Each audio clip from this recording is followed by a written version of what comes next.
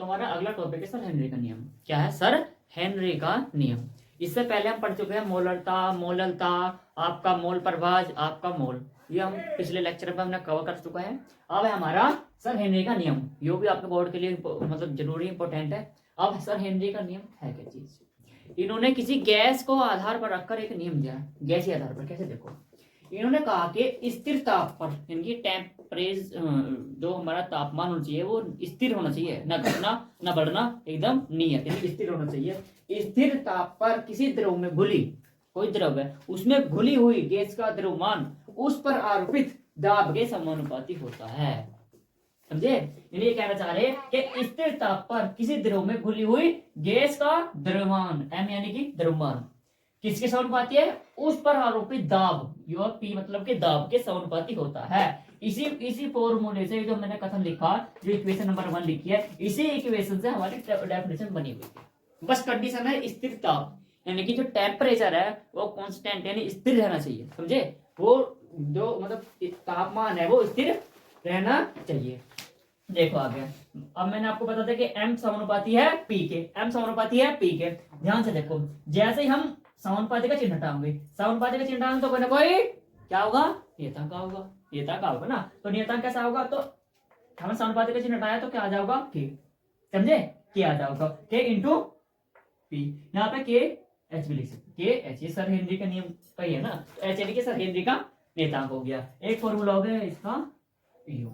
अगला देखो, यदि मुझे मोल प्रभाज में बनाना है, इसका मोल प्रभाज ज्ञात करने का करें तो मोल प्रभाज ज्ञात करने का फॉर्मूला इसका ही कैसे? देखो, इसकी अलग बता दी मैंने, इसकी अलग अगर डेफिनेशन बनानी हो, एक लाइन आपको और ऐड करनी है तो ऐसे बनानी है कि किसी घटक का मोल प्रभाज, किसी घटक का मोल प्रभाज किसी गैस के आंशिक ताप के समानुपाती होता है, पर कंडीशन यह है कि ताप स्थिर रहना चाहिए और किसी द्रव में होनी चाहिए क्या? घुली हुई गैस के जो x है समानुपाती होगा Pa नोट। x हो गया घटक एक का मोल प्रभाज यानी कि विलायक का मोल प्रभाज, Pa यानी कि दाब हो गया किसका? विलायक का दाब, वो भी आंशिक दाब। P नोट लगा का, नोट का मतलब क्या है? आंशिक दाब। तो जैसे ही हम समानुपाती का चिन्ह हटाएंगे तो हमारा क्या होगा? समानुपाती का चिन्ह हटा के तो फिर आ जाओगे इसमें क्या? नियतांक होगा, जो कि क्या? KH। तो KH into Pa note, Pa note, x के बराबर KH और Pa नोट। यहां तक आपको मेरे हिसाब किताब से समझ में आ गया होगा। अब इसी के अकॉर्डिंग फिर हम और भी कुछ आ गए, हमें KH निकालना हो, Pa नोट निकालना हो, इसी को अल्टा पलटे करके हम निकाल सकते हैं। तो ये हमारा हो गया सर हेनरी का नियम। अब इसके बाद पढ़ेंगे हम सर हेनरी के नियम की सीमाएं। क्या पढ़ेंगे? सर हेनरी के नियम की सीमाएं। नेक्स्ट टॉपिक हमारा सर हेनरी के नियम की सीमाएं। क्या सर हेनरी के नियम की सीमाएं? देखो, सर हेनरी के नियम मतलब कहां तक यो फैला पड़ा है, कहां कहां यो लागू होगा, तो इसमें इसकी ये सीमाएं हैं। तो इसमें सीमा क्या है? पहली जो पहला पॉइंट है इसका, यह तनु विलयन पर लागू होगा। कौन से विलयन पर? तनु विलयन पर लागू होगा। दूसरा है यह उच्च ताप पर लागू होगा, उच्च ताप पर लागू होगा, और निम्न दाब पर लागू होगा। क्या? देखो, जो सर हेनरी का नियम है वो तनु विलयन पर लागू होगा, निम्न दाब पर लागू होगा, उच्च ताप पर लागू होगा, और ये गैस की विलायक के साथ क्रिया नहीं करेगा। किसकी? जो गैस का विलायक है ना, देखो गैस के पास में दो होगा, विलायक और विलेय, उसके विलेय के साथ क्रिया कर लेगा पर विलायक के साथ कभी भी क्रिया नहीं करने का। किसने बताया? सर हेनरी ने। तो यही इनके मतलब 5 सीमा मैंने आपको बता दी। यदि आपको और लिखना तो आप अपनी बुक्स में से मतलब लिख लो, और अगर किसी को फिर बता रहा हूँ नोट की जरूरत है तो आप कॉन्टैक्ट कर सकते हैं। तो नेक्स्ट टॉपिक हमारा सर हेनरी के अनुप्रयोग। अब सर हेनरी के अनुप्रयोग क्या? देखो जैसे कि आपको पता होगा सर, हमारे जो हमारे साइंटिस्ट है हेनरी है, इन्होंने क्या काम करा? इन्होंने गैस के आधार पर तो रखा, गैस के आधार पर इन्होंने अपना नियम बताया था। तो इन्होंने क्या काम करा? इन्होंने कहा कि जो मेरे अनुप्रयोग है वो कहाँ का लागू होंगे। इन्होंने मतलब बताए तो और भी ज्यादा थे, फिलहाल मैंने 4 पॉइंट यहाँ पर लिख रखे हैं। ये पॉइंट क्या है? देखो ध्यान से। पहला है कार्बोनेट शीतल पेयजल के उत्पादन में। अब कार्बोनेट शीतल पेयजल के उत्पादन मतलब कि देखो ध्यान से, जैसे को पता पीते हैं क्या? कैंपा कोला। क्या पियोगे? पेप्सी पियोगे तुमने, कोई सी पेप्सी हो आप, जितनी भी कोई सी भी आपकी पेप्सी बन रही है तो उसमें किसकी मात्रा मिलेगी आपको पता? आपको चूंकि मैं आपकी जानकारी के लिए बता दूं, जो आपकी जब पेप्सी बनेगी तो उसमें जब आप ढक्कन खोल लोगे, उसे खोलने के बाद एक गैस निकलेगी। अब वो गैस कौन सी है? वह CO2 यानी कि कार्बन डाइऑक्साइड। कौन सी गैस है वो? CO2 carbon dioxide. तो क्या करेंगे उसमें, उसमें जो विलेय है वो तो गैस है, तो उसमें सी जो हमारा विलेय पदार्थ है, विलेय पदार्थ क्या हो गया, विलियन हो गया। विलियन में क्या हो गया, विलियन जो भी इसमें मीठा उठा मिला के पेप्सी तैयार कर ली, वो पेप्सी तैयार करने के बाद उसके अंदर प्रेशर डालेंगे, प्रेशर से क्या भेजेंगे, प्रेशर से उसके अंदर CO2 भेजेंगे। ऐसा तो नहीं कि भाई तू जा भाई CO2 चला जाओगा, ऐसे तो CO2 जाने का नहीं। CO2 कैसे जाऊंगा, CO2 को प्रेशर से उसके अंदर इंजेक्ट करेंगे। जैसे ही CO2 को प्रेशर से इंजेक्ट करेंगे उसके अंदर, किसके अंदर, उस बोतल के अंदर, तो उसके अंदर क्या जाएगा, CO2 गैस भर जाएगी। अब उसे क्यों डालेंगे, उसे देखा होगा आपने, एक तो देखो उसका स्वाद, समझ रहे हो, टेस्ट जिसे कहना, टेस्ट भी तो सही है फिर।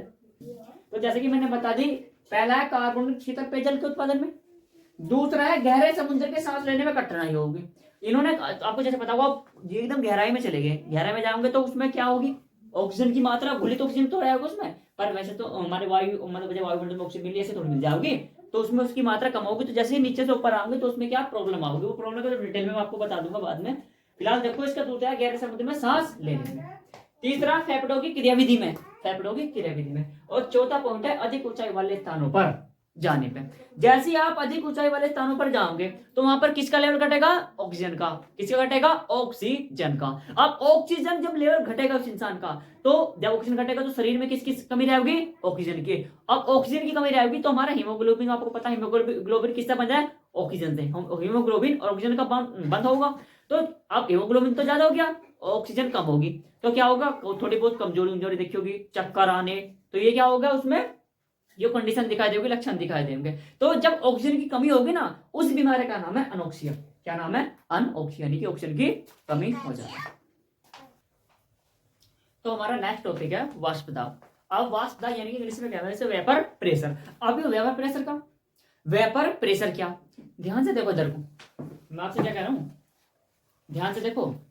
वेपर प्रेशर है क्या चीज, आपने देखोगे जैसे गिलास, हमारे पास बोतल है, हम स्कूल या कॉलेज जहां पर भी बोतल में पानी लेकर जाना है, तो पानी लेने के बाद आपने देखो, सपोज कोई भी बोतल है, जो मेरे पास सपोज डिब्बा है, बोतल नहीं मुझे डिब्बा मिल गया है, अब यो सपोजली इसमें मुझे पानी तो देखने का नहीं अंदर का, ये पानी है, मतलब पानी आर पार तो देखने का नहीं, पर ये जो डिब्बा है, मेडिकल जो भी डिब्बा है इस बॉक्स में या इस बोतल मान लो इसे, ये बोतल है, इसमें हमें क्या नहीं दिखने का, पानी नहीं दिखने का। पर बोतल जो रहेगी तुम्हारा, जैसे बिस्लेरी की बोतल है उसमें पानी दिख जाओगे आर पार, इधर मतलब उसे क्या पारदर्शी बोतल, इसमें आर पार दिख जाओगा, यह है अपारदर्शी, दिख नहीं सकता।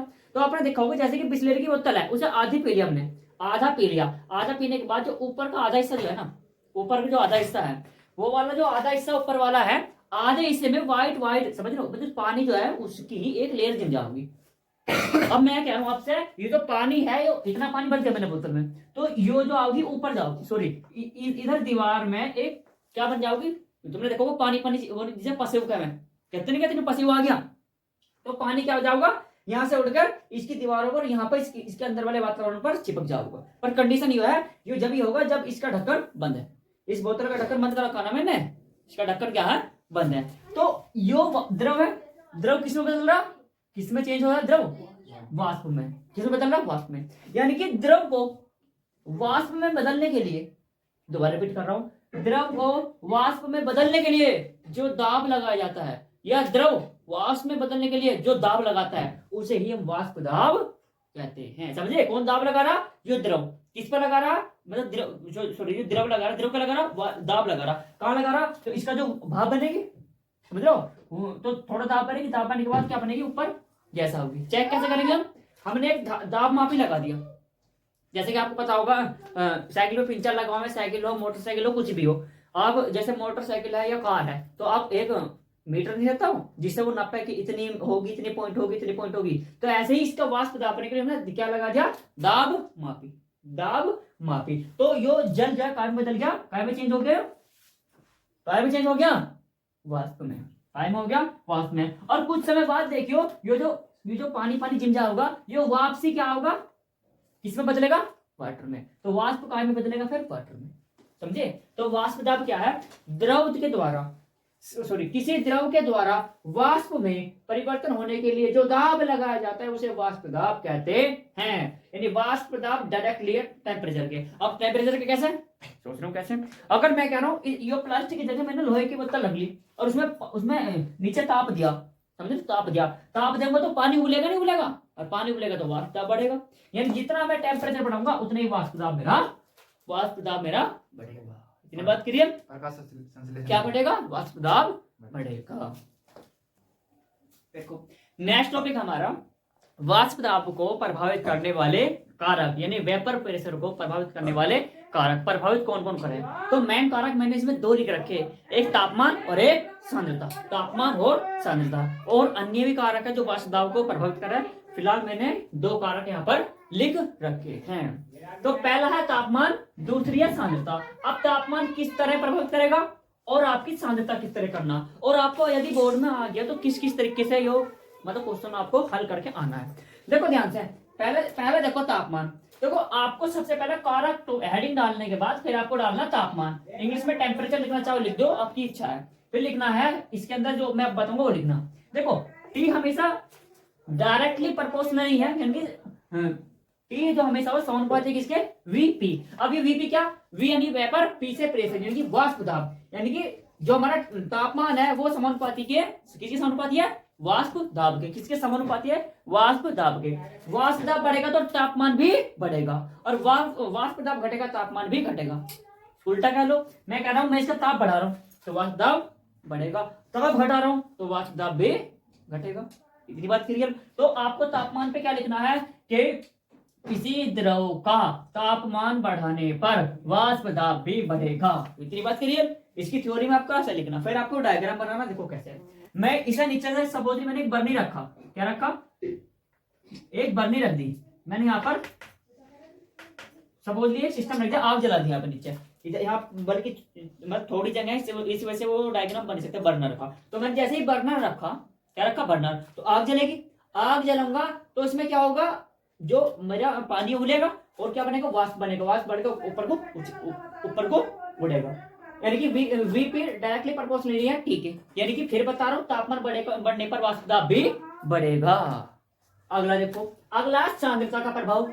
अब सांद्रता का किस तरीके से? सांद्रता इसके वियुक्त क्रम अनुपाती है। किसके? वियुक्त क्रम अनुपाती, यानी कि वेपर प्रेशर बढ़ने से वाष्प दाब बढ़ने से सांद्रता घटेगी, और सांद्रता बढ़ने से वेपर प्रेशर घटेगा। या मैं वीपी को घटा रहा हूं तो सांद्रता बढ़ेगी, मैं सांद्रता घटा रहा हूं तो वीपी बढ़ेगा। इतनी बात क्लियर? देखो ध्यान से, अब इसका भी मैंने डायग्राम बना रखा, दोनों में मैंने एक कॉमन लगा रखा, इसमें भी दाब मापी है और इसमें भी दाब मापी है, समझे? इसमें भी दाब मापी है और इसमें भी दाब मापी है। देखो ध्यान से कैसे, इसमें दाब मापी क्यों लगा? कितना हमने दाब लग चुका है, और इसमें दाब मापी क्यों लगा? कि सांद्रता करने पर क्या दाब हमारा घटेगा या बढ़ेगा। इतनी बात क्लियर? देखो मैंने पात्र में क्या लिया? वाटर लिया, उसमें ऊपर देखो, ऊपर क्या है? ऊपर ये NaCl के अणु है, सॉरी Na के अणु है, और नीचे जल के अणु है, और Na जो ऊपर सोडियम के हो गए, नीचे जल के अणु होंगे, समझे? यानी कि सोडियम के अणु हमेशा क्या होंगे? ऊपर आओगे। कहां पर आओगे? ऊपरी सतह पर, और जल को पता जाता नीचे रहेगा, और वाष्प बन के ऊपर मतलब उठेगा।